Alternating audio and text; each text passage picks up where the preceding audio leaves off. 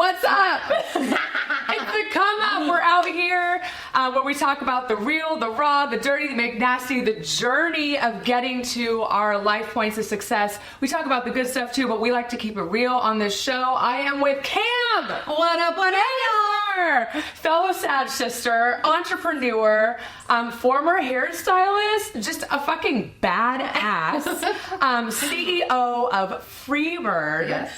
Tell us about what you're doing right now. Oh, what am I not doing? Yeah. Let's just start there. Yeah. So, well, thank you so much for having me. Yes. Thank you, everyone listening. You are precious and kind to allow me on this podcast to come up. It is not easy, any journey. And FreeByrd is just that. We are setting FreeByrds free every single day in the entrepreneurial world, whether it's creatives or it's business owners. And it really stems from my industry career as a celebrity hairstylist, traveling to Dallas, LA, and New York, and having the most incredible clientele, clearing six figures, all that jazz, to hop in an Uber, and the Uber was a fellow hairstylist. We had 3 jobs, struggling. And here I am, just hopping about, going here, there, and everywhere, just fine, and making the money.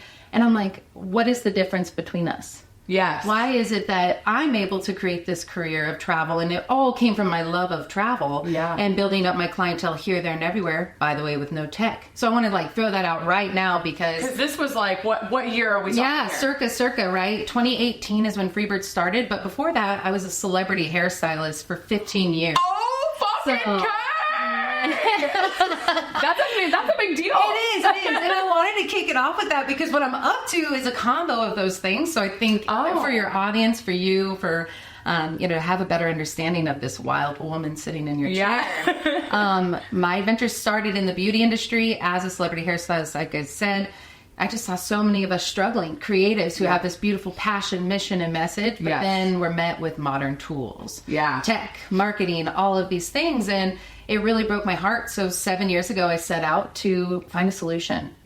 So I'm the co-founder. My husband is the tech mind. I'm the visionary and dreamer.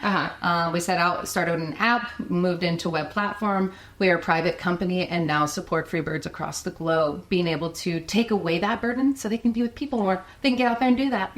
So you help people with the technology portion. You help creatives with the technology.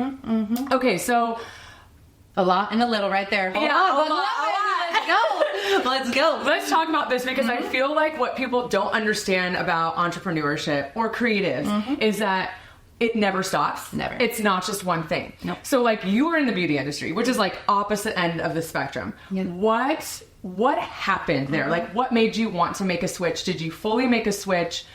Are you still doing hair? What does that look like? Here's those great questions. Okay, so what am I up to today is a combination of all. So I want to explain that because you're right. Entrepreneurship is not a one size fits all. A career path does not look a certain way, right? When I was starting out in hair, you went to beauty school, right? You worked for a salon or you worked for yourself. It was it. That was it. Or you became an educator for the brands, right? There was no independent artist. There was no traveling artist. There's none of that. It was just you went and did the beauty industry. Well, for me, I've always wanted to work in LA and New York. Always, right? And where are you from? I'm originally from Northern California. Okay. So I moved to Dallas and worked for a very high-end salon, was recruited to LA to work for the exclusive salon of LA Fashion Week. Okay. So I was loving life as a hairstylist. Every single aspect of it. I mean, the clients are just it, you know? And there's nothing like a color room. And I had created my career to be able to only work 48 days a year. So I was only... Wait, what? Right. Wait, what? Yeah. So I have to go. So I was a wild woman behind the chair, and I would run 3 chairs, 2 assistants, and at the same time. This was the definite space. He was like, "What?" This is definitely. I don't advise anything I'm saying. By the way, I have learned, y'all. I have learned, but I want you to know that I didn't even own a computer 8 years ago. I didn't know how to send an email. I speak gibberish. I write gibberish. I never punctuate correctly. My grammar is awful. I am a trade professional through and through. So I need you to know that as I tell you, I'm the CEO of a software company and was tech founder of the year in 2021. Wow. So don't underestimate yourself. Just believe in yourself because I never knew I put down my shears.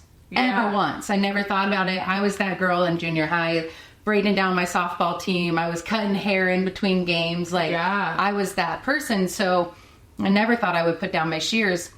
Well, I started FreeByrd with the mission of helping us be discoverable for our uniqueness, right? Yeah. Like, social media was pissing me off. I'm like, oh my God, like, who cares about a goddamn post? Like, put that shit down. Like, stop curating your life and go live it. Yeah. And share it and be so compassionate and, you know, alive in it that people want to come to you, right? Right. Well, that was hair for me. Yes. And then I saw this tool putting divide between our industries. And it really, honestly, in a passion of fury was like, how do we help the educators of our industries be known? These 100,000 followers, they're this. Are they notable? Are they meritable? And are they furthering our industry? Right. No. They're playing a social game. I see. Right? Like, so it's like, okay, for me, I just set out with like, I didn't know what the hell I was doing. I just knew that now we're these hairstylists who are asked to not only be therapists, chemists, you know, inventory specialists, all of these things. Yeah. But now we have a tech tool and we have to market ourselves and we have to take good photos and we have to have no lighting. Like,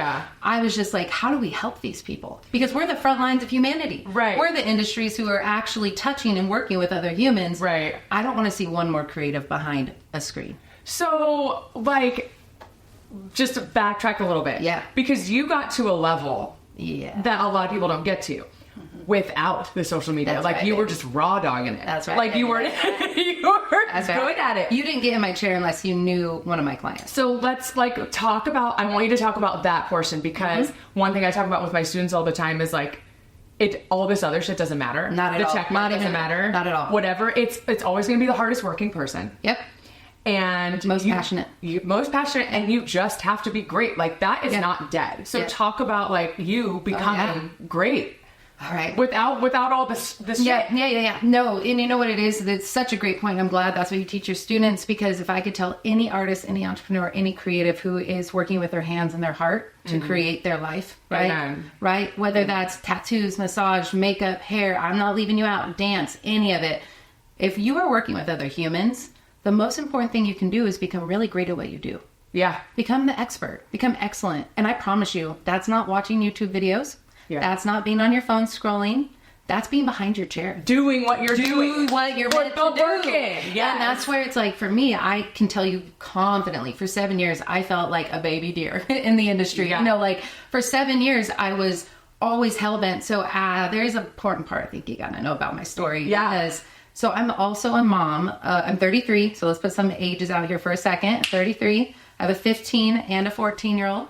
I've lived on my own. Wait, whoa. Right. Yes, so I've been a mom since I was 18 and 19 years old. Wow. They have been with me full bore the whole time. And you still did it all. And yes, ma'am, I did. But there was a sense of urgency. It wasn't just me living this life, right? So I think there's an importance to hear here. And I do want to tell you how I started my beauty career, because I am here today to reflect it back. But y'all, I was working half the time in the McDonald's drive-thru and the other half building my books. So when I tell you it takes being there, you got to be there. So it wasn't until I could take away time behind McDonald's to build my books that I was able to switch and let go of another thing. So I promise you, it may sound like viral is the way to go, but I can promise you nothing steals your creativity faster than going viral. Yeah. So remember that, because it's all a tool. And how much do you talk about your tool? This is a big thing for me. So creatives, listen to me carefully.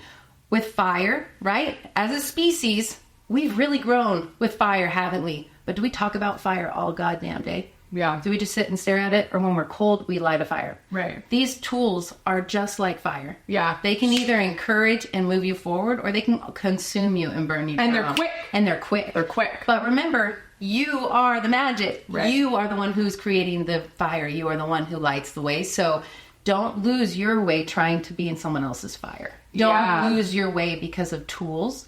Tap back into that passion, tap back into that why, and become excellent at what you do. Yeah. And then these tools are like beacons, right? They're just enhancers, or like, I think of it like a radio frequency. You know, let your vibration start to resonate, and then these tools help it go out farther, right? Totally. Like, I hope that's coming in and like making sense. But Yeah, and so you worked at McDonald's. Yeah. You got really that is Young mom, so too. young mom, because one other thing that we talk a lot about is capacity. And like people self-limiting. Sure. And like when you really want something, I am a firm believer in people only do what they want to fucking do. That's right. That's it. Yeah. And it saves me a lot of overthinking. You know what I mean? And self-responsibility is not something people do often. Right. And so if you want to do something, you do what it takes. Do it. So in that moment, you did what it took. You're like, I want to be this, but I have to do this. I have all this stuff I have to take care of. And you did the steps. That's right. And then you got good. So at what point were you able to drop McDonald's and go hair? And then at what point were you like so good at hair that it was just like, I'm that bitch? Yeah. Okay. So McDonald's, it took me 6 months, which is fast. Oh, sure. But it was possible because I talked, right? So everybody, if you were in my drive-thru, I'd be like, I can do that hair. Boom. Like I was handing out business cards. Like I was the first person you spoke to at McDonald's. Yeah. So like I was getting your money and I was doing that, right? So it was like if people had any time to talk to me, you're your walking advertisement, y'all. And I need entrepreneurs to hear this right now. You are your best advertisement. Please 100%. Put yourself together. Get ready for the day. Let's go. Please, because I promise you as a hairstylist in these markets, like if I were to look toward back and be like, I'm a hairstylist. Not toward back. I'm telling you, honey, if I look toward back, can you be like, that's cute. Like, and they would just move about their life, right? Like, totally. You have to understand, like, when you feel better, you do better too. Yeah. And confidence is coming from your competence in what you do. You can only become that by continuing. So for me, it was like, get more people in my chair. Then my books were filled. I was able to offset by just like, I couldn't fill my book anymore. Right. Worked from 7 a.m. to 7 p.m. So you were just maxed. Maxed out. And my kids were a year old and 2 years old at this point. So you're like, what, 20? Yeah. So at this point, I had bought a house. It was great. It was cool. Whatever. And then I was like, you bought it? Wait, hold. No, not whatever. Sorry. You bought a house at 20. Mm-hmm. From you hustling your ass at McDonald's / hustling as a hair. And I did graduate at 16. High school? Yeah. Oh my God. So like, that's why I'm like, I think I have to start a little lower because in like age, because it's like, I've lived on my own since I was 16. I graduated with my full diploma.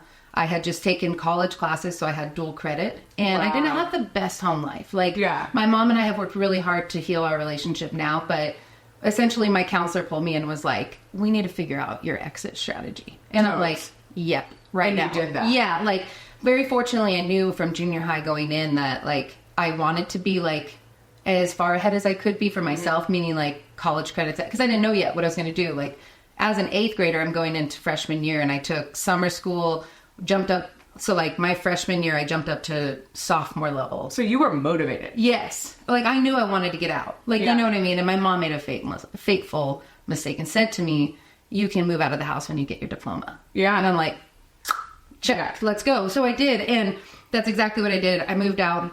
So my counselor, I think it was, my birthday is December 1st. So Dodge, as you know. Let's go. When's your birthday? December 6th. Oh, let's go. Okay. So I just turned 16. I graduated, I think, in March of my next year. And I worked 8 hours at Subway and 8 hours at McDonald's every day. So I was in high school. So I had one class I had to take on independent studies to like complete. But it gave me 4 months to work that schedule. Yeah. And that's how I survived my first 8 months as an adult at 16 years old, moving to Reno, Nevada. You moved out of the state? I moved out of state, yeah. Wow. Yeah. And I actually signed my own lease. Somehow I was able to do that, and I signed my own lease and everything. So that is wild. Yes. So that is wild to go back to. I haven't talked about this for years. So wow. Yeah. So where does that come from? Like where that type of motivation? Mm-hmm. Especially, I mean, you said your home life wasn't the best. Jesus, we're going all the way back. But like, where? All right. Where do you get that from?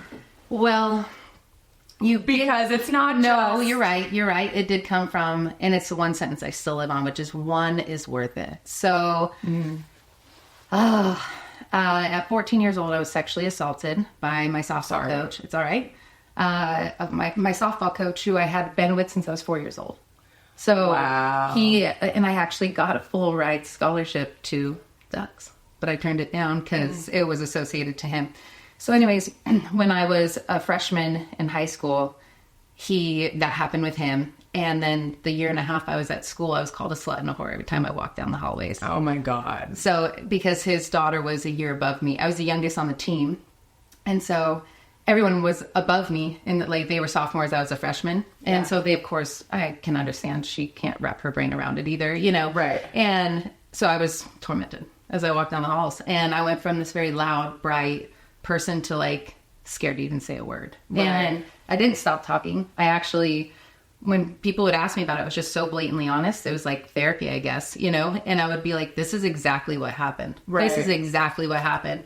And I don't know why I told so many people, you know, it just wasn't what it was. And before I knew it, I walk into class one day, there's a note on my chair and it says, thank you so much for having the courage to speak up. Wow. Because of you, I'm willing to put my rapist of 7 years away. And it was like, in that moment, it was just so understandable to me that it's like, I'm okay. I really am. I am okay now, especially, but it's like, one is worth it. And me being the first one, that's where it came from. Right. I needed to get myself where I needed to go. You know what I mean? I needed that freedom to like pursue life and decide for myself. Yes. Not because someone told me how to feel. Not because like my family is very religious.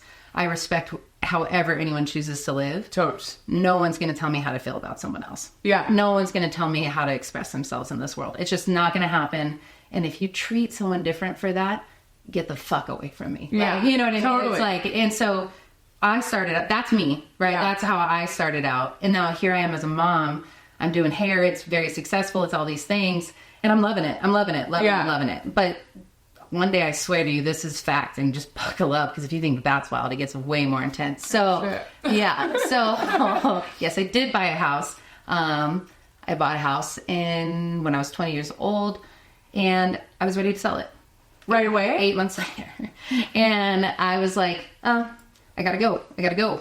And my husband's like, wait a minute, what? And I'm like, I don't know. I gotta go. And he's like, where? And I was like, I don't know. Like, this is typical sound. I'm like, I don't know. I'm like, That's literally me.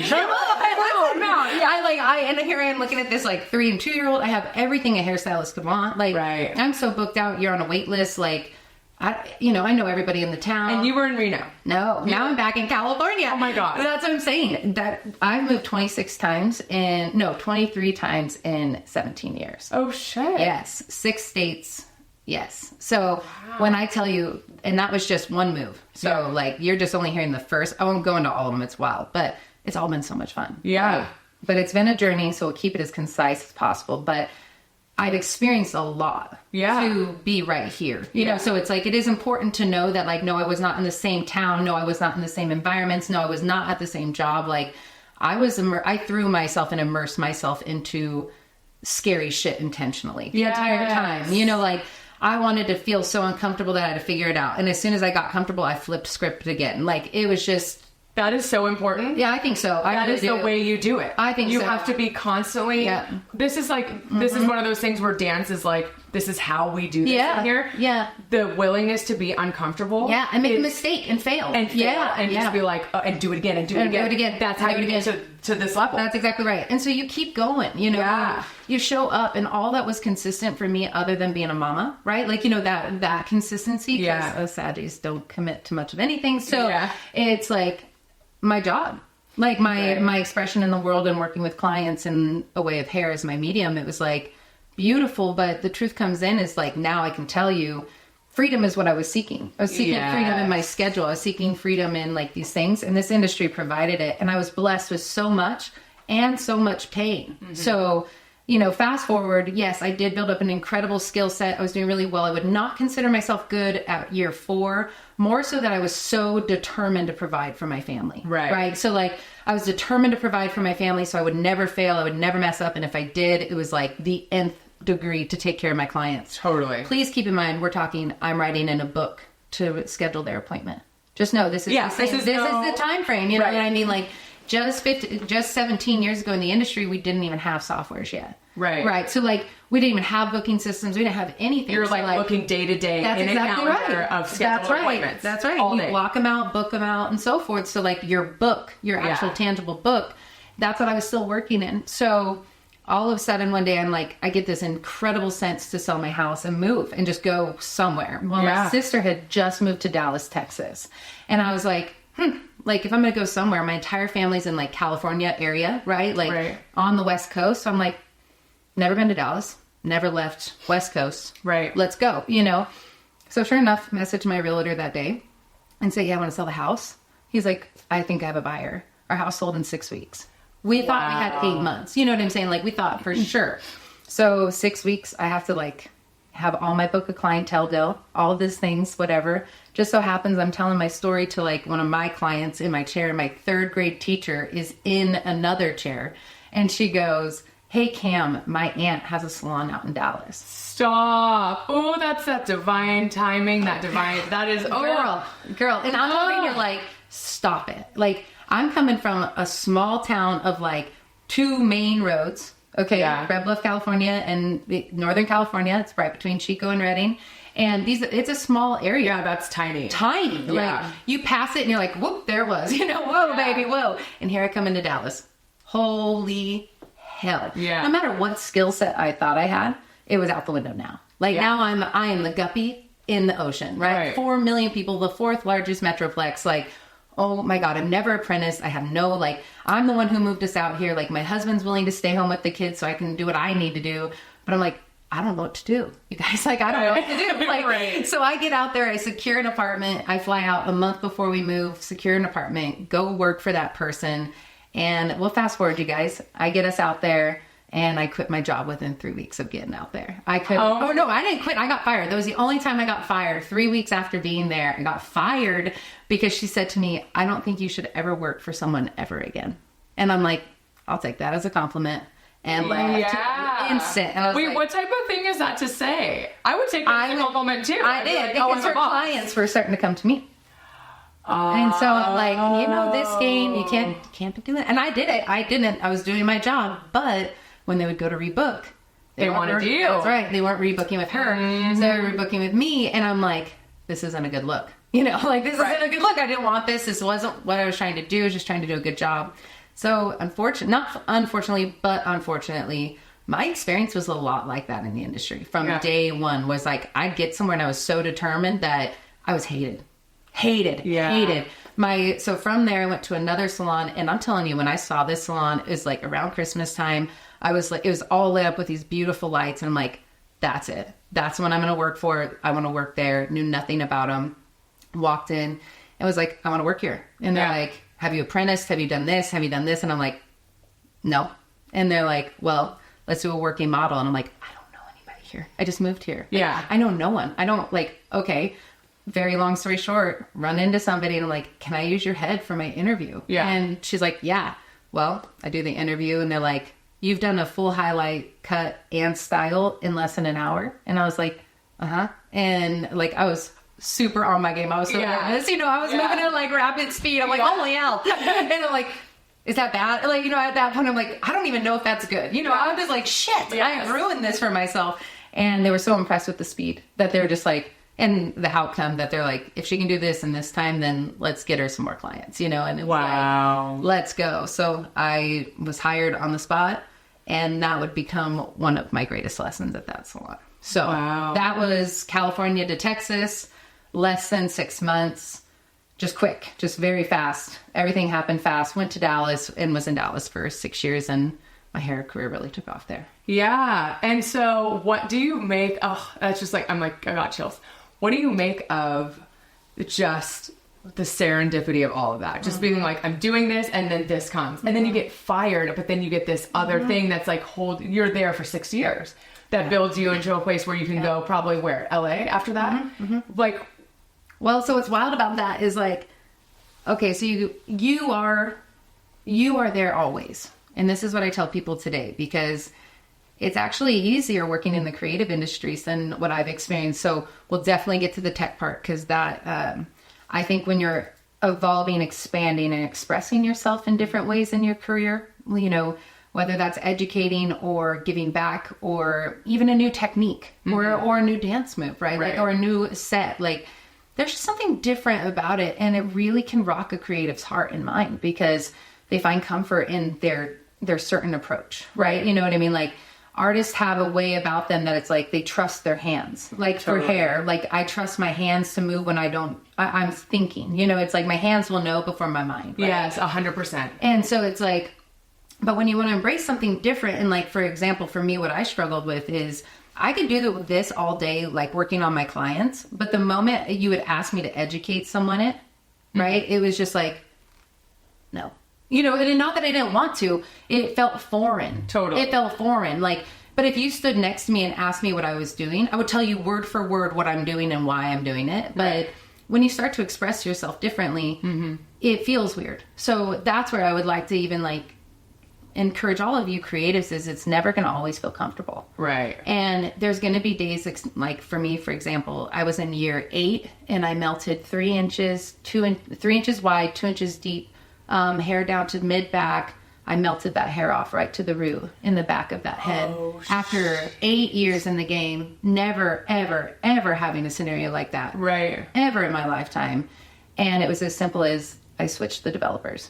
So I switched pulls just by accident, and I have that. So like, you're gonna trust yourself no matter what, but do know you're gonna fail, and when you do fail, it's the opportunity to thrive because you have an idea of what not to do next time. Right. You're more aware. But you are the magic. Yeah. Be gentle. Be kind to yourself. Don't put so much pressure on yourself. Totally. Trust yourself. Yes. And be in that incredibly uncomfortable, wildly unknown present moment. Yeah. And create. Yeah. And that's it. And don't stop creating. Don't stop creating. Yeah. That's it. It's like, don't overthink it. Don't try to think if I do this, it's going to do this. It's like, no. Yeah. Be there and trust yourself. And no matter if you show up in Dallas completely out of nowhere and you don't know what the fuck you're doing, you don't know anybody, you're terrified you're not going to be able to keep your job. Yeah. Right? Like Right. to provide for your family, like all of those things. I was still the one who showed up. Yes. It's always. That's all it is. all you have to do. I knew nothing other than I can recap it for you now. Yeah. You know what I'm saying? Like every day it was just like, hey, let's just see how this day goes. Like, I don't know. And that's what I hope you hear me say is I had no goddamn clue and I still don't. Right. I have no idea. I have no idea. All I know is everything changes and you're the one who's there. It's that willingness to continually show up and be open. That's exactly so. What is going to happen? That's exactly so. Don't know. Don't know. But I'm here. Don't know. We'll see. Don't know. Okay, I want to go back just a tiny little bit. You can go anywhere. Because you said you kept having this experience of going into these environments and getting the haterade. Mm-hmm. So how do you deal with it? Where do you think it comes from? What is up with it? Oh, the haterade is awful. Okay, so here I am, 21, 22, just moved to Dallas. First of all, like 22 is young. Yeah. Okay. Super young. 22 is young. When I was 22, did I think it was young? No. Right. So let's all be honest here. And I had babes. So I was really criticized a lot. I was criticized by clients and I was criticized by my peers for different reasons. So, for example, when I would come into the salon, the owner was evil. Like, evil. We were numbers to her and she treated us as such. I'll give you an example. In this salon, we worked shifts. Mm-hmm. Okay, so that means one of us got there at 8 to 4 and we had our chair, and then someone swapped with us and got our chair from 4 to 10. Mm-hmm. Okay, so that's how our schedule worked, whatever. I didn't share a chair with anybody at the time, so I'm like, pack my schedule, like let me work more, right? So I walked up to my boss and I said, can I work 2 more hours because I'm ending at 4, and a lot of my clients are like, I need the 4 to 6 time frame. They have kids, they have work, they have, you know what I mean? Like that's a prime time. So I was like, let me just see, nobody's working with me. It shouldn't be a problem, right? And I would switch on and off days, whatever. I didn't think it was anything a problem. And the owner walked up to me and said, who the fuck do you think you are trying to change your schedule? God. And I'm like, wait a minute, what? Like at this point, I'm working commission. So it also is a benefit for them. Like, I'm just like, what in the world? Well, long story short with that, not only was the owner like that, no one spoke to me for 6 months in that salon. Oh my God. And then, you stayed there. Well, because it's the best in the city. Yeah. So it's like when you're brand new somewhere, especially as a service provider, your main objective is to become known for what you do. Right. So that discoverability aspect of like, well, I'm very skilled and lived in color. So that was my go-to. That's what everyone came to me for. Fast forward, I had people flying from London and Japan every 6 weeks to come have me do their color. That is wild. When we rewind back, whatever, when I'm at this salon, I'm only 22. I'm just trying to figure it out. You know, this is the best salon, whatever. So I'm thinking I have to deal with it. I have to take it, right? Like, you know, I'm not really sure. I guess this is what it's like in bigger cities. Yeah. You know, I'm coming into this from a small town. People are so kind, like, to this big city. So I'm just trying to figure out what it is. I'm just thinking I have to deal. You know, this is big cities. This is big business. You just got to deal with it. Well, it took 6 months. And then finally, I consider him like my hair husband. He and I, we worked back to back to each other. And he was just the best. He still to this day is like, oh my God, he's amazing. So I would like watch him like a hawk. Yeah. Like, can I watch you? You know, like, can I, whatever, like, I'll help you. I'll watch your client, you know? So him and I started to have this like dynamic together, and then we started to talk. Well, he was the best in the salon. So like him and I became friends, and that kind of softened my blow with everybody else. But there's still haters because they're like, who's this? Who's this bitch? She's getting all the clients. She's getting all this. I was fast. So if someone walked in, they'd be like, give her to Cam. Yeah. Give her to Cam. Give her to Cam. Cam will do it. Cam will get it done. Double book Cam. So it was like, yeah, I wanted it. Let's go. But my coworkers would make excuses. You know, like, well, I can't fit that in. I can't this. I'm not saying that's what you should do, but that's what I did. I just said yes. You say yes. I said yes. No matter how I was feeling, no matter how silent the break room was towards me, I just folded towels. I'd go in the break room and I would fold towels. I'm like, well, I want my space easy, right? You know, I want to make sure we all have what we need today. Like, I don't have a client. I'll go fold towels. I'll go wash dishes. Like, it's better than sitting and just being stared at angrily for months, right? So it took 6 months for them to accept me. But even then, it took 1 month after that. They asked me to become an educator. They sent me to become an educator for Balmain. And that didn't sit well with the veterans of that salon who have been there for 10 years. And I've been there 10 months. So that's always how my career was. It was just this, like, I was just doing me, and I always was getting like kind of cut out by the other artists, but I learned early on, it's not about them. You know, it's about my clients. It's about me showing up and saying yes. So no matter how bad the haters came, and they still do trust me. And now I'm dealing with them in the digital space. So like, it's a different game, but yeah, just keep your head straight, keep your blinders on, and know that if your heart and your intentions are true, that's all that you can do. That's all you can do. Yeah. And so, mind your business. Mind your business. Mind your damn business. Mind your damn business, y'all. So tell us how you got, you stayed there for 6 years, and then you got into the world of celebrity hair. Talk about how that happened, and just like how you felt, like as far as like starting out and being able to support your family, and just like how you felt when you got to that moment. There comes a little bit more twist and turn before that moment that I think are important. So that same salon that I was at, shortly after I was there a year and I was in a contract for 2, the manager who hired me left. And she was like my safety net. So when she left, I left. I walked instant. True.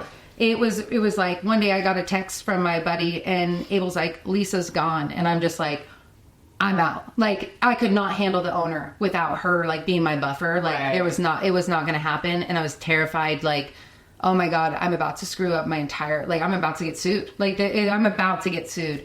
And I'm like, shit. And so I was like, I got to do what's right for my heart. I don't know what's coming, but I can't stand in this place one more second. Like, I can't do it. I left. So I left super scared, went to this suite. I only lost 30% of my clientele, so that was huge. But a big part of that is I got blocked out of my books. So if I didn't have their phone numbers and their names, and this was like before Facebook and Instagram was like super on and popping. So at this point, things were starting to be digital, and they had all of the books now. That's right. So now I'm in this like software with all of my books. They have them, not me. And I don't get access to it until I show up to work, and then I'm in their computer. I'm like, oh, this is my clientele. Right. So important for the future of what I do now. Okay, that moment. So I leave, and my husband's working, by the way, at this time, but it's just, I'm a independent provider, right? So now I just have to go hustle. It's not like I have a paycheck or whatnot. He did.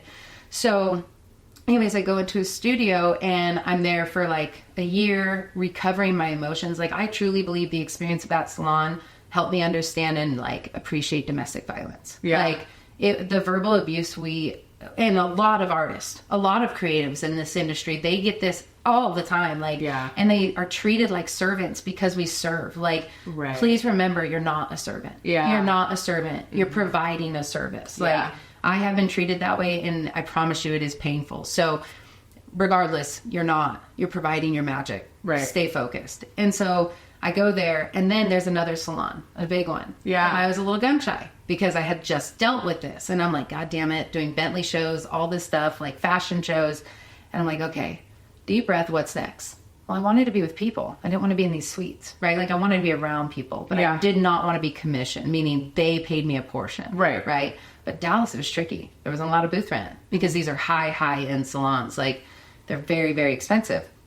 So I find one and I go, and it's commission on the bottom, booth rent upstairs. This is a multi-million-dollar salon. When I tell you it is one of the dopest locations I've ever worked at, still to this day. I was highly favored there. I had 2 chairs upstairs, shared an assistant. It was wonderful. I loved it. Yeah. Well, go out to LA. I get a message one day saying we'd like for you to come out and apply in LA. And I'm like, this is a joke. I only had 80 followers on Instagram at the time. My husband set it up for me. I hated the thing. I never took photos of my work. Like, I was so bad at it. I'm like, I hate this stupid thing. Like, just give me shears and a comb. Like, fuck this Instagram. Like, I was so pissed off. I'm like, if someone says Instagram one more time, like, I get so angry. So anyways, they message me. I'm like, this is a joke. Like, this isn't real. But I'm like, whatever. Let's see. Right? So I call him. Yeah. And it is the owner of the exclusive salon of LA Fashion Week. And they're like, hey, we came across your work and we want you to come out and apply for us. And I'm like, I live in Dallas. And they're like, can you come out? And I'm like, yeah. I'm like, I'm all, yeah. And I'm all, And so I was like, okay. And I look at Derek and I was like, this is legit. You know, this is like, this is a thing, you know. And he goes, okay. I was like, so I'm going to go and figure it out. So I call him back. I was like, do I need to prepare for like a working model or what? Like, I don't know what they're going to have. They're like, no, we want to make sure you fit with our vibe. And I'm like, what? Like, I need y'all to understand something with hairstylists. Like, we have color lines that we use. Yes. Right? We don't do that where we're like, oh yeah, we can use that color and this color line. Like, sure, give us a minute, but it's a language. Yeah. Okay. So like, if you're using a color line, you're not going to try to go do an interview on a different color line. Right. Okay. Okay. So when I'm asking this, I'm specifically asking because it's like, if you're about to make me do color, you know what I mean? Like, I need to know what I'm about to do. Right. They said nothing. They're like, no, just come out. Let's make sure we vibe. Like, okay. I get there. I have no one in LA. My mom flew down, but she just got her hair done. So I'm like, okay, Mom, come down, be with me. Like, I got to go through these interviews. And she's like, okay. I go through the first interview and they're like, all right, well, now we need to do a working model. And I'm like, motherfucker. Like, what? Like, I leave at 8 a.m. tomorrow. Like, how do you want me to make this happen right now? Like, this is 10 a.m. is my first interview. I have until noon to figure this out to even execute a client by end of day to get any type of working model. Yeah. And they're like, well, you can just come back out. I'm like, I don't know what bank account you're rolling with, but this cost me $2,000 to get out of here. I'm not trying to do this again willy-nilly. Like, I'm an independent artist. Like, throw me a bone, bro. You know, like, no. Yeah. So sure enough, I was like, Mom, I got to figure this out. And she goes, all right, honey. And I was like, worst case, I'm doing your hair. I don't care if we fry it. Like, we got to do something. Like, I got to do something, Mom. And the integrity aspect, I wouldn't. So we go to the pier and we're sitting at this restaurant and I'm like, fuck it. And I see these 2 girls and I walk straight up to them and I'm like, weirdest thing you're going to be asked today, but I can promise you I'm really good at what I do.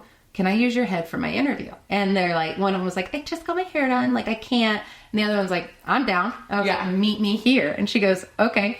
So sure enough, I was like, got one. So I was like, I need another one. I sent out a blast message to everybody. And I'm like, do you know someone in this area who can meet me here by this point? I don't care what they look like. I need them here. Yeah. Keep in mind, you have to do 5 looks. So I'm like, you can do 5 looks. That's so I'm wild. hoping that these people can at least give me a combo. You know, I'm like, can I get a haircut and a balayage on that one? Can I get a this and a this on that one? You know, like, come on. Well, very, very long story short, they show up. The second one that comes, y'all, this is a fun story. Mind you, I have to paint this picture so you know how uncomfortable this was. In LA, because it is so expensive, the salons I worked for, they had 5 locations. The ones I'm interviewing at is on not Santa Monica Boulevard. What's the other one I'm forgetting it right now? Melrose? It is in Santa Monica. Sunset? Which one is it? Shoot. What? Ventura. No, you're getting really close. No, keep going over. Yep. Hold on. What? Montana. Okay. Montana. Okay. I'm like, there's one on 2nd in Montana. Okay. So Montana Avenue. This is one I'm on. And this is like where Steven Spielberg comes, all of them. So this is like the celebrity hub of the 5. Yeah. Okay. But what's important to note here is there's 30 stylists in there. And we're elbow to elbow.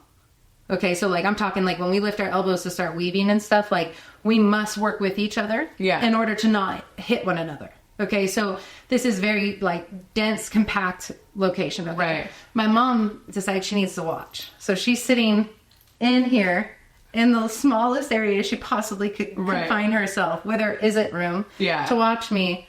And I'm like, oh my God, here we go. Long story short again, both clients show up at the exact same time. They did not stagger how they were supposed to. Yeah. So I'm like, well, this is just what it is. The second client walks in that I did not see. She has black roots, orange mid-shaft, broken platinum ends, and she has a bob to her chin, y'all. So I'm like, oh no. We have a full color correction in a less than 3 hours. Like, let's figure this out. 3 people walk up to me, director of color, director of cutting, and the second owner. They grill me. They say, what are you going to do? Get going. That's it. Yeah. Ask me all the questions. I get going. They walk away, come back, interview me, do all the things. The girl with the crazy hair is so twacked out, y'all, that she can't sit straight. So every time I'm cutting, she will look up at me and I'm like, motherfucker, you know, I'm like, because I'm going to grab her head and do the quick turn, like, stay there, bitch. Like, this is my working interview. Like, I mean, watch like a hawk. Like, every single person is watching. I mean, y'all, elbow. Like, we're a mosh pit elbow room, okay? It's not a lot. So anyways, it was wild. They come up, they check it. They say, have a nice night. That's it. I know nothing. I walk out. I'm like, well, didn't get that. You know, like, oh, Jesus, well, okay. Literally, I take one of my clients back to her hotel because we're homies now. Yeah. She's from Australia. We still stay in contact. And I leave. I have no idea. I leave at 8 a.m. the next day. I have nothing. And I get back and my husband's like, how'd it go? I'm like, no idea. Like, legitimately, I have no idea. 3 weeks pass. And I get an email that says, thank you so much for coming out and being with us. We would like to offer you any one of our locations. You can move out here anytime that you would like. So pretty. And we welcome you to our family if you can get out here. And I look at my husband and I'm like, you want to move to Santa Monica? And he's like, and what's really wild, do you know Ted Gibson? Like the actor? Like a celebrity hairstylist? Oh, no. Okay, no. So he's up there though. Like you'll see him everywhere. Like, yeah, why do I know that name? Because he's that big. Okay. He's brilliant. He's just, oh my God, he's brilliant. Well, I was offered a spot at Ted Gibson's salon in New York at the exact same time. And both of them know each other because they're like the East, West Coast, whatever. Yeah. Like, and I'm like, do I go New York or do I go West Coast? Do I go New York or do I go West Coast? And I'm like, I'm going West Coast. Yeah. Like, I just got to go West Coast. I love California. Let's go. So I go West Coast. A month later, I moved my whole family out there. Wow. I had 500 clients in Dallas.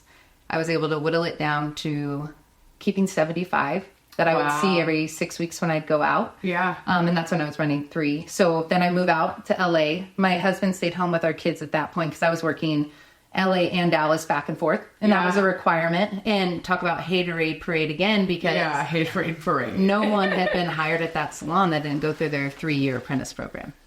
You were the first one. Mm-hmm. Of course you were. Of course. So this was fun. You were. Yeah, this is fun.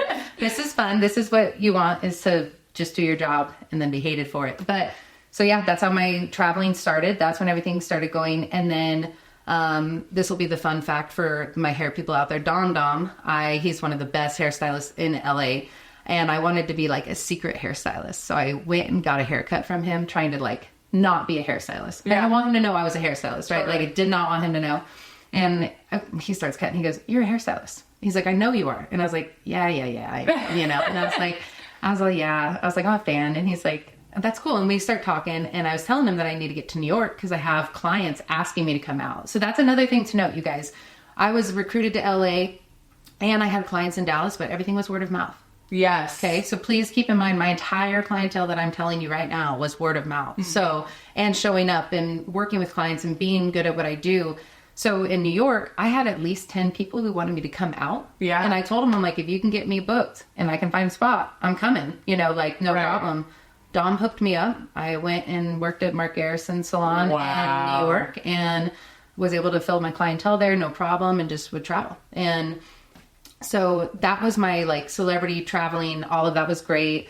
Loved it. But that's when I started to see, like, I knew it was possible without all the tech. I knew it was possible without all that. Because you were doing it. Yeah, I lived it. And I also was a traveling stylist before it was cool. Right. Like, I mean that. Like, it just wasn't a thing. And I was just a nut Like, Yeah. I just wanted to go see places. So I'm like, I'll know how I'll pay for it. I'll do a day of hair. Yeah. You know what I mean? Like, Totally. I'll do a day of hair and then I'll just play the next day. Like, Right. that's literally how I started. And now fast forward. And now I'm here and it's like, yeah.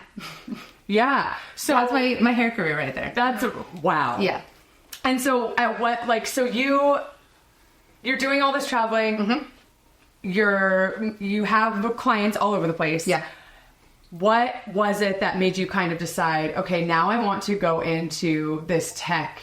Like, what was that? Because that's just like, I mean, even though you have the realization, because you're obviously savvy and you're an entrepreneur and you're like always innovating, that doesn't mean you have to go into tech. Like, No, I didn't even know about tech. I didn't even, tech was not like in my next life, you know, like it was not this thing of like, I could care two shits about tech, to be very honest, even still to this day. Like, I love to tell people, I'm pretty sure I did all of this to tell you don't have to. Yeah. You know what I mean? Like, I love to say that to people because they think it's like, well, once this gets built or once this gets launched or once this is set up, it's like, no.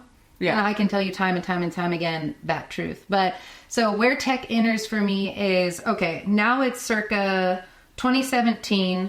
I just left LA, moved up to Tahoe, Nevada area to be closer to family, trying to do the whole like, I can't do this anymore. Like, I can't do this like run ragged hustle culture. Like, I was making great money. Yeah. But I was paying $5,000 for my apartment in Santa Monica. Yeah.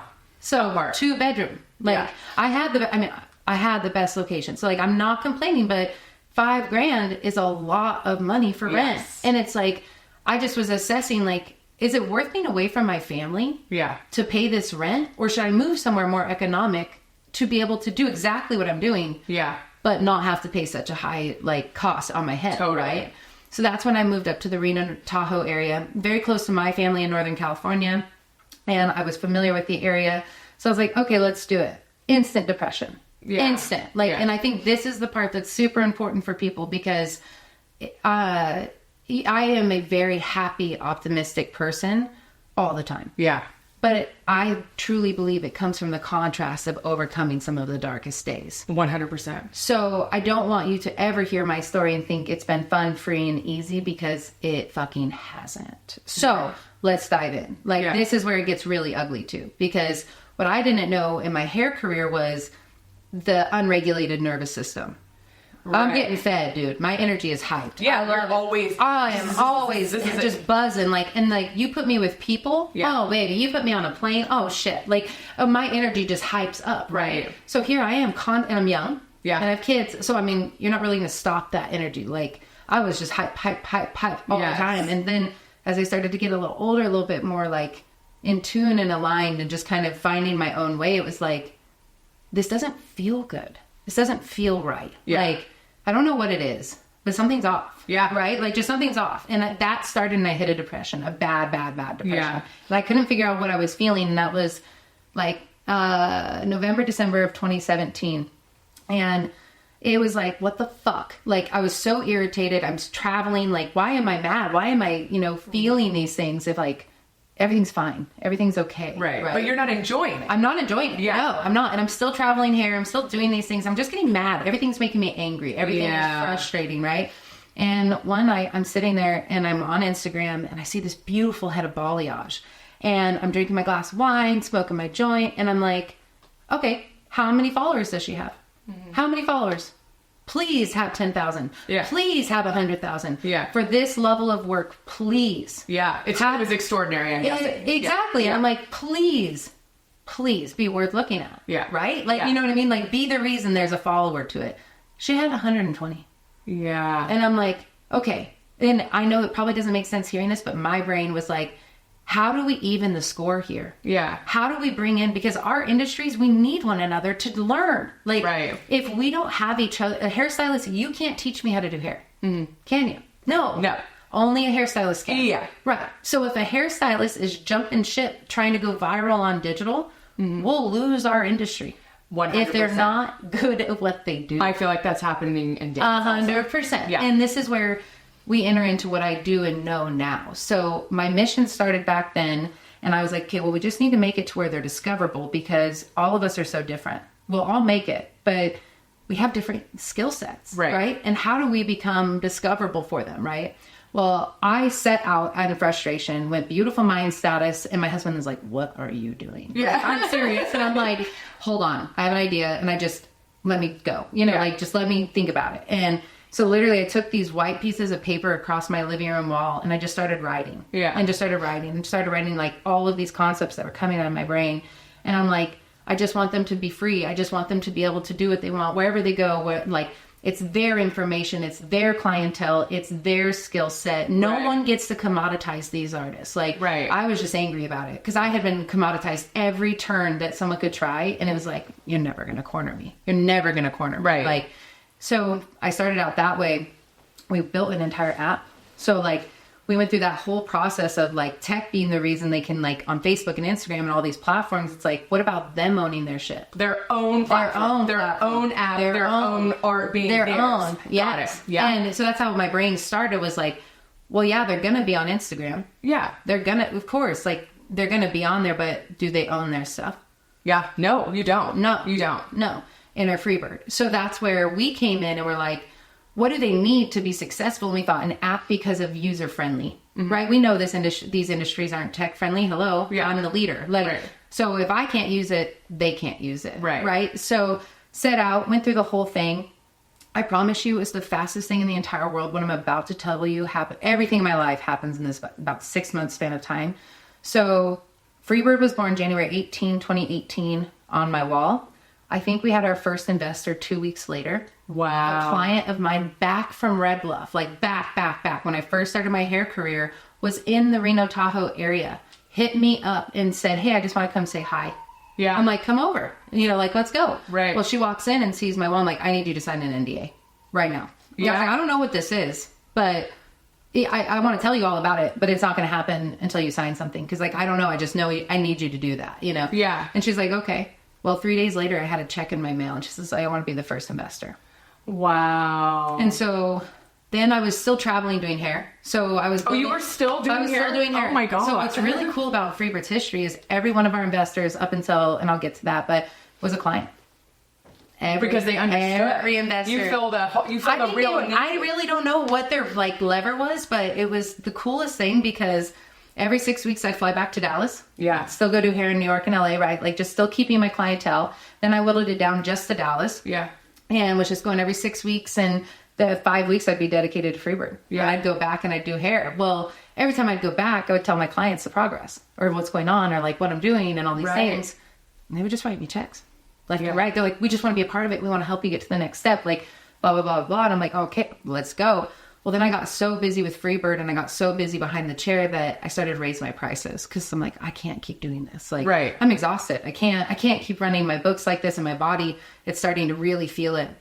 And at this point, I hadn't found my best practices of like regulation and so forth. So I was really feeling it. And so anyways, still traveling, still doing that, still doing FreeByrd, starting to get our investors. I really don't even know what the fuck FreeByrd is yet. It's just it's a vision of freedom for these creatives. And I know tech is somewhere in there, right? Well, now I know if I'm going to do this, I got to public speak. And that is the most terrifying thing in the world to me at that point. Yeah. Legit. Like, if you took me in a room and I was on the same level as everyone, I could talk to every single person in there and just it'd be the thing. Yes. It's yes, this. Yes. The minute you put me up and then like it's a look down thing, I'm like, whoa, I don't like how this feels. You know what I mean? Like it doesn't feel right. So I'm like, well, if I have a hope of freedom for all, I'm going to have to say it. Right? Like I got to learn how to say it. So very long story short again, I was like, all right, I have to start practicing. I came across 1 Million Cups, which is an organization to help startups and founders be able to have like this platform. Yeah. Right? So you pitch for 10 minutes and then you have 20 minutes of questioning with a room full of investors, business owners, and the local community. Well, it was my first pitch ever. I had never pitched before. Like, I mean, I didn't even know what that word meant. You know what I mean? Like, at first I'm like, what's a stupid word? You pitch, like I was so an artist. I'm like, what's a pitch? And like, what's a pitch deck? Like, I was just like, what are you talking about? I have to create a pitch deck. Like, I literally was learning 90% of my day, every day. Like, there was never a moment, because people would ask me words and then they'd be like, are you going to do a convertible note or are you going to do this? And I'm like, I'll get back to you tomorrow. Yeah. You know, like I need a full all day to like research right now, and AI was not a thing yet. Right. And so I'm like, God damn it, AI, thank you now. But goodness sakes, it would have really sped up some things for me back in the day. But anyways, so I'm like, I got to get ready for this pitch. I'm shaking so bad, y'all. Like, this is a secret, and I am in a romper right now and jacket, so I'm telling you facts right this second. Whenever I would go to like talk or pitch or anything, I'd wear something loose because I'm shaking underneath. Like, I'm not right now, but I used to be, and I never wanted anyone to see it. So I was just like, whatever. Well, again, long story short, I pitch at the very end. Every single person stood up and came and shook my hand and said, we can't wait to see where FreeByrd is in a few years. God. And I'm like, well, me too. I mean, I don't even know, I was so excited. I was like, I don't know, you guys. I was like, okay, what does that mean? Like, I knew nothing of this world. And so I was like, okay. And I was like, so do I keep practicing? Like, what do I do now? Right? Like, they liked it, so I'm literally like deer in the headlight. I don't know. So sure enough, they're like, Cam, will you come back and pitch again? And I'm like, yeah, like this will be great practice. Yeah. So I come back and pitch, and I was accepted into an accelerator, and they wanted 1% of our company. They wanted all this. And I'm like, no. Yeah. What do you want 1% of? Like, I may not be able to answer all of these questions. Right. But what do you want 1% of if I can't define it? So I was like, there's too much question marks for me to like, well, what if it's X? What if it's, you know what I mean? Like, no, like maybe not now. It's just like, it's not right. It doesn't feel right. And I promise you, every time I had to make that kind of decision, this is where it's important for you to listen to the story. Because like, hair was always scary. I mean, you could always mess up, right? But it was in front of you. Mm-hmm. So it was like, you could see it, feel it, and this visceral experience happen, right? Yeah. Transactional, and it ended. Well, this doesn't. Right. Digital doesn't. Right. Neither does business, and neither does vision. Like, and vision is holding fast to what you see that is not real yet. Right. And believing and knowing you're going to be able to get there. And that's why trusting yourself every day. That's right. Is like, because you don't really know where you're going, and you don't really know what it's going to look like. Right. So what are you trying to think about? Yeah. You know what I mean? So like, it's very important for me to tell you that now as I sit knowing this story, not knowing what's coming. Right. So then again, I said no, and was then invited down to Silicon Valley. So this is like the big, this is it. Like, this is the spot. So keep in mind, my third pitch ever was in Silicon Valley. Yeah. I had come off a platform of 10 minutes and 20 minutes pitching, and I taught myself that. Yeah. I didn't have any help. Okay. Important for the next part. My next pitch was 2 minutes to the world. So some of the world. You get 2 minutes to get it done. Mm-hmm. What you just did in 10. Mm-hmm. Okay. And I have only pitched for the first time in a month ago, second time. And now I'm coming into this arena. You guys, the night before, I was so distraught that my husband almost was like, we're not going. I've never seen you like this. I'm like, I think you need to go to the hospital. Like, I am in the fetal position, grabbing the back of my hair, literally rocking, crying, because I have no goddamn clue, because I still have yet to write my pitch. Yeah. So I'm headed down to San Francisco, and I have not wrote a pitch. Yeah. Here I am. Okay, cool. Cool story, Cam. Really good way to prepare yourself here. Good job, Cam. Good job. So I'm up all night, write my pitch in the morning, go down. I'm like, hopefully it's under 2 minutes, I don't have much time to plan. And I was like, all right, let's go. I get down there, and I'm like, oh my God, I'm the only female.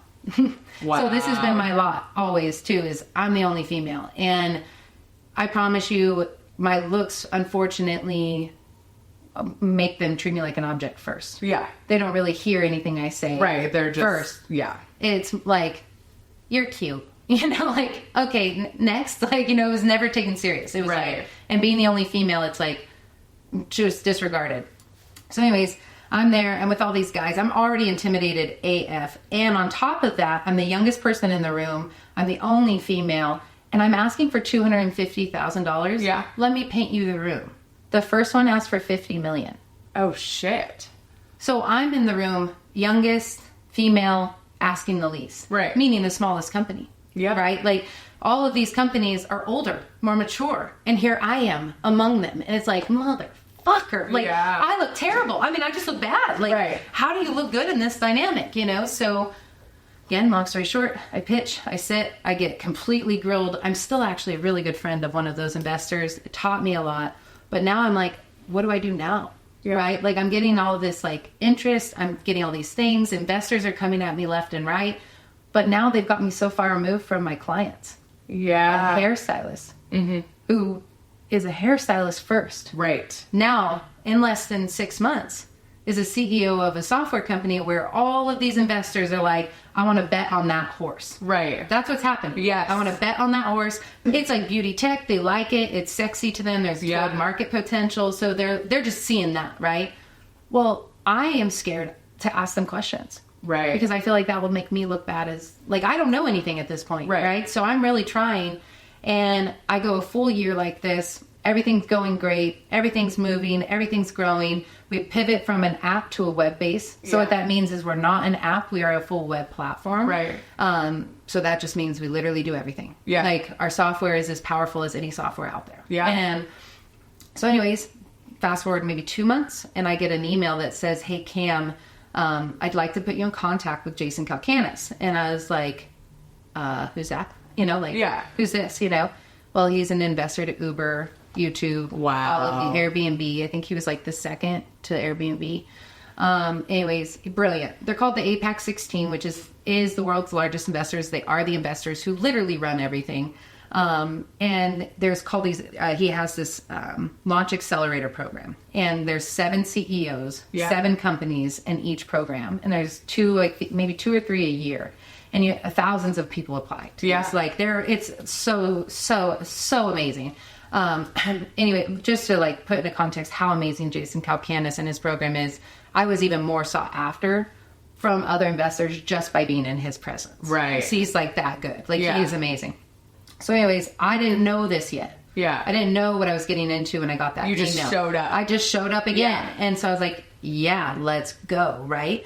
So, and mind you guys, investing world is wild in that like so many people are interested. So many people won't take the like next step though. Yeah. So I'm here trying to pay everybody. I'm trying to keep the doors open. Yeah. Because I'm also trying to keep my software running. Every FreeByrd that has a business built, plus all of my people. Yeah. And I'm just trying to figure it out. Yeah. And I just started. Right. Like, so remember, an idea just became real. A thing. And you're just still learning as you're growing. That's exactly right. Yeah. So if there was ever a time that I overthought it, it was never good for me. So in this span of time, severe panic attacks for me were every 48 hours. Yeah. Every day I was under the table, bawling my eyes out, like so scared. Every pitch, every presentation, everything I would do, like, and I would hold it together the best I could, but there would just be times where it would literally succumb, like the pressure, the pain, the fear, the overwhelming. And one day one of my coworkers was at our office and it happened, you know, just like, and I looked at him and I was so mortified because he was like one of the executives on the team. And I'm like, oh my God, fuck. And instant just went down under the table. Instant. Just like, I'm sitting here down, like instant. And he's like, oh, this is serious. Like she's really having a hard time. And he was like, Cam, you are FreeByrd. Right. You need your FreeByrd energy. Yeah. What are you doing? Yeah. You know, like you're getting caged. Yeah. And I'm like, oh shit. You know what I mean? Like, whoa, you're right. And it was like, oh my gosh. And now here comes this incredible opportunity. Yeah. And I'm having severe panic attacks for months on it.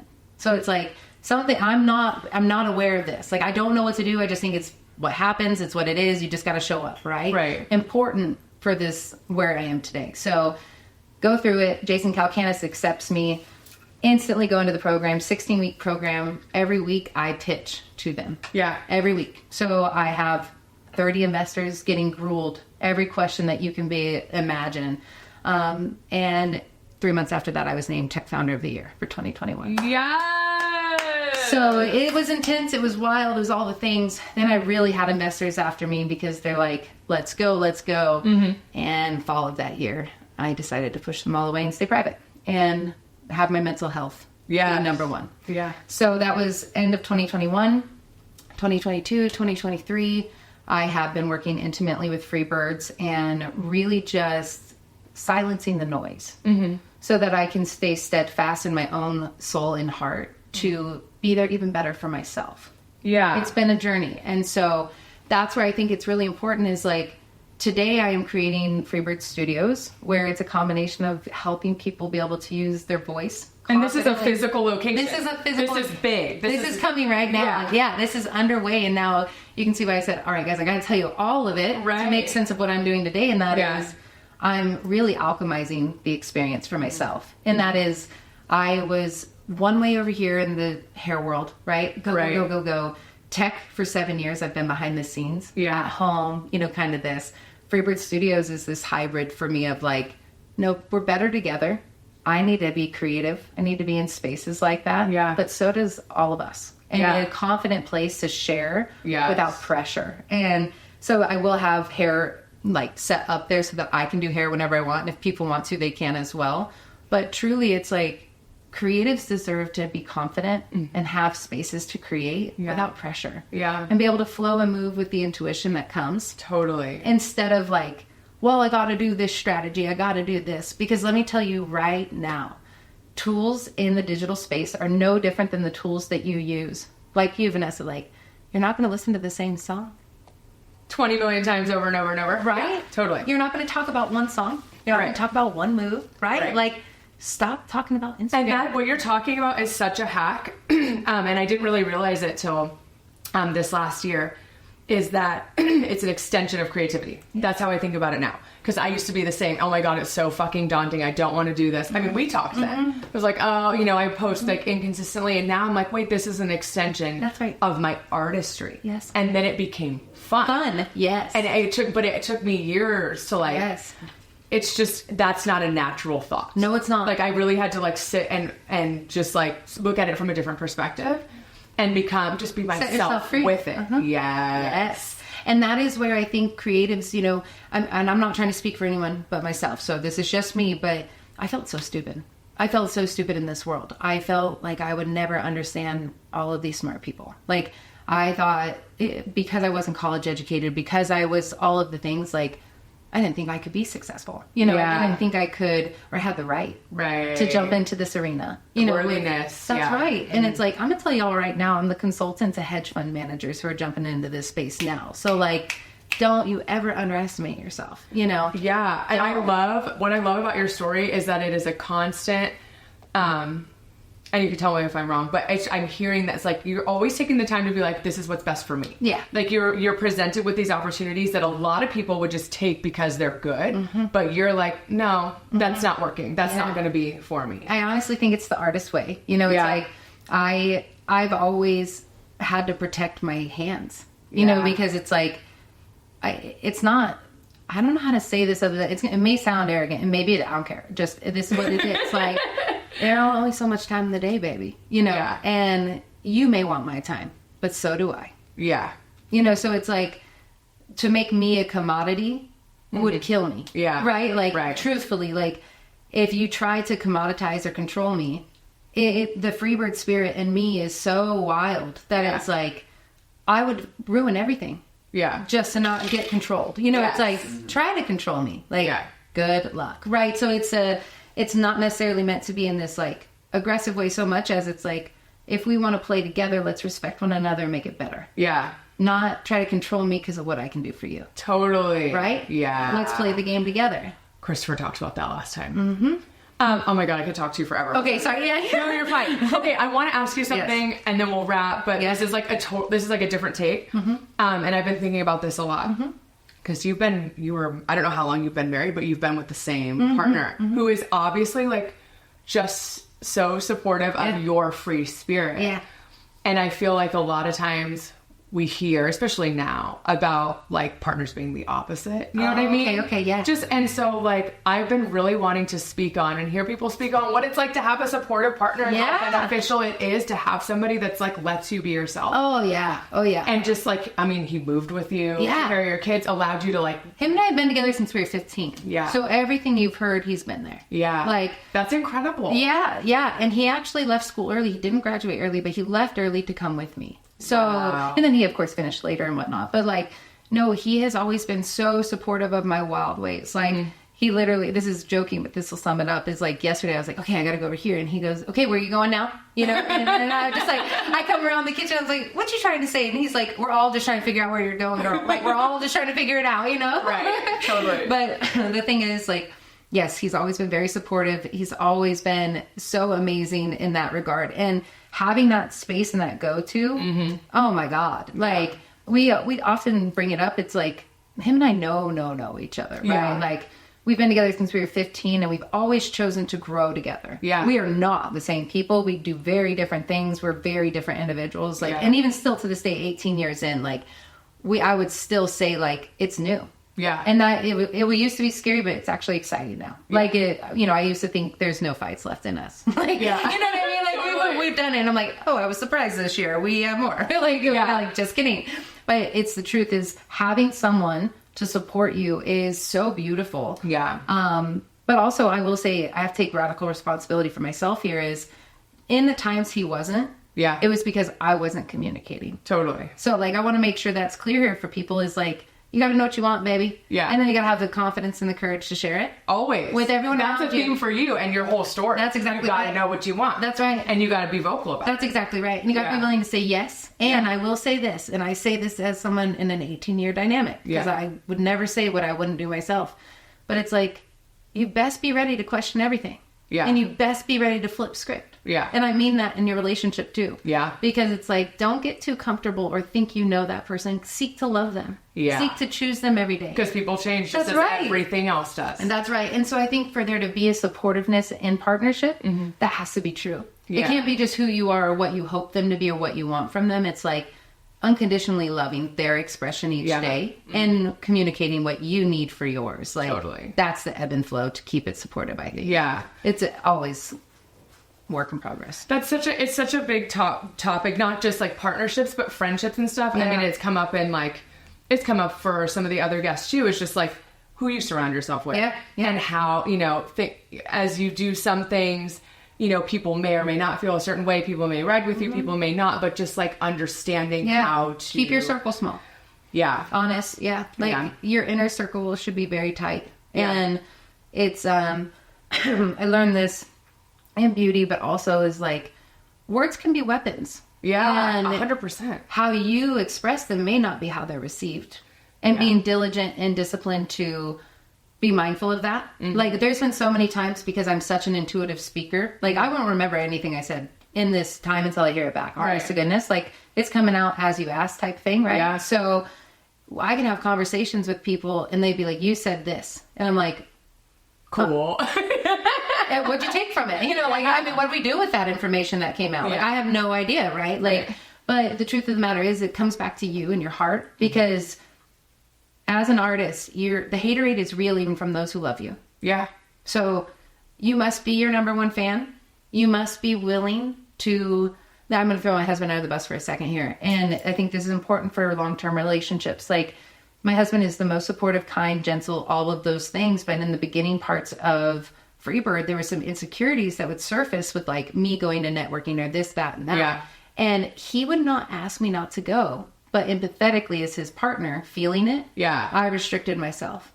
Yeah. Not him, me. And then what happened? That's a whole podcast. That's a whole podcast. And that's where it's like really taking responsibility of the fact that you and your relationship, you and your work, you and everything are there. You. So it's not coming from the outward. It's coming from the inward. Yeah. Be gentle and love that because you have to support yourself before you can support a partner. Right. I mean, everything's a mirror. That's right. Everything's a mirror. But I think that's where with partnerships, it's like, I know this was me is Right. I leaned on my partnership heavy for years and just expected it. Yeah. It's just long, like, Yeah. right? And it's like, but wait a minute, I need this now. What do you need? Me asking it, what do you need? That thing, it's like, you have to support yourself first. And then it expresses out to everyone else in a gentler way. Yeah, But- totally. Okay, one last thing. Man, this could go on for hours. This is like super fascinating. Hopefully it's all piecing, y'all. I hope the listeners like, wait, this bitch was here then. Yes. She's here. Like, we need a map. We should have had one piece of advice you would give somebody. Like, I know that's super cheesy, and it doesn't have to be business advice, but just, I mean, we've even touched on some of the things. Like, why are you a fucking rock star? Like, if somebody's like, I just want to be good at what I do, like, what is that advice? Do what you love. Amen. Do what you love and let that be enough.